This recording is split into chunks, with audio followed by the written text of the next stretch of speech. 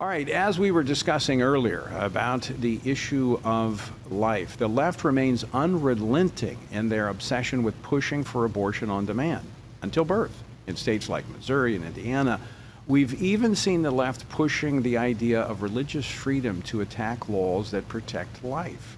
Knowing that is what we're up against, how can conservatives, pro-life Americans work to further the culture of life?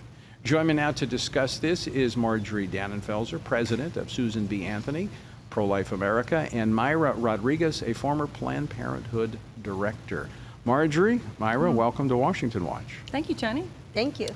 So let's start with this. When Roe was overturned almost a year ago, that was only the beginning of the fight to preserve life. Right, Marjorie? That's right. It's the culminating moment of almost 50 years of struggle and the greatest human rights battle of our time. And it established this is the starting line now. Many people have felt like, oh, wow, finally there, Roe is overturned. Now we just have the opportunity. Now the wheels of democracy are moving and the will of the people is allowed to make its way into the law. And so the Dobbs decision said this is just for the states to deal with? The Dobbs decision, Alito wrote, Kavanaugh went along with it, and also added that, no, it's up to every elected representative, which means every state legislature and the Congress. It's no longer in the hands of the court. That's right. It's in the hands of the people and their elected representatives at every level. That's right. And that's who we need to be holding accountable. They have we've given a little bit of leeway. I don't say the pro-life movement has. They've given themselves a little bit of leeway, I would say, on the federal level. We've seen a lot of formerly really stalwart pro-life people afraid. There is a lack of courage going on Capitol Hill right now. And but the beautiful contrast has been in the states. We just are here today, I think, to really try to bring home the whole idea that any presidential candidate has to be strongly committed to everything he or she can do to pass consensus on life into the law. Mayra, I want to ask you about this. 17 years you worked with Planned Parenthood. Their recent report, almost $700 million. That's just in government money. They have over $2 billion in assets that they're sitting on. They're well funded. They've got the media covering for them. How do we reach women with the message of life in this post-Roe world? Well, I think we need to start with reaching out to them with love. The message has to come with love always, right?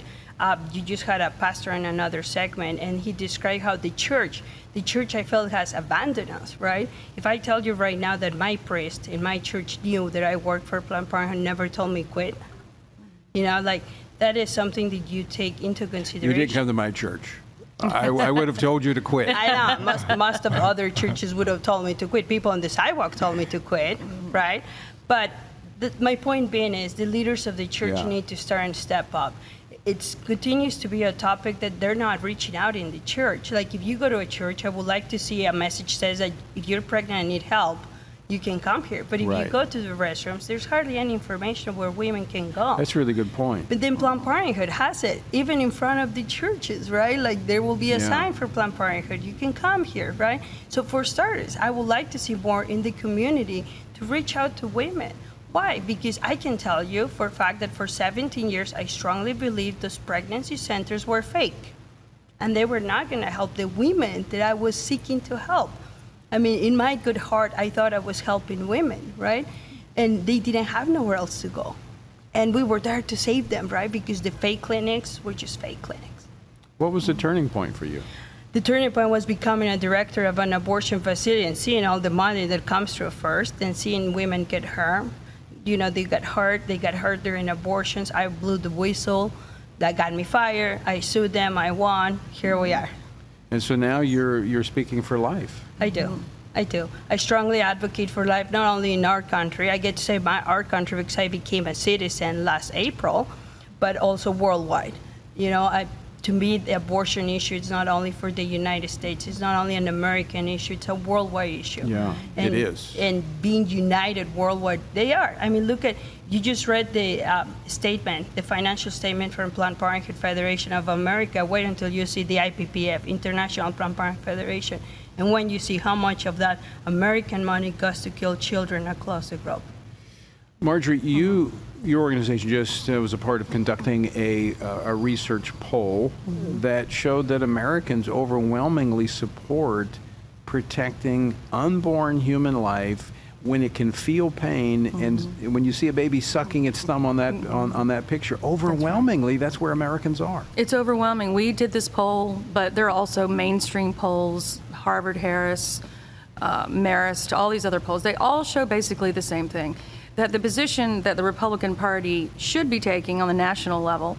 There are some notable leaders like Lindsey Graham who introduced the 15-week bill. There are others who are supporting. You're not saying that just because he's standing over there. He just happens to be standing right there, so I just kind of, a little bit of dinner tonight would be good.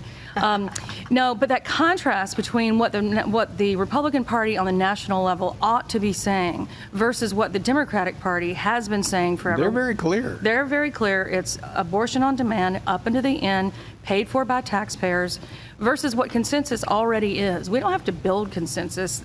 Well, we will build it more, but the consensus now is very strong. It's either 15-week, 12-week, 6-week. That contrast is a 70-10 contrast. And if you are a candidate running for office and you find an issue that's a 70-10 contrast, you should run with it. In this day and age, that is a huge, huge margin. Yeah.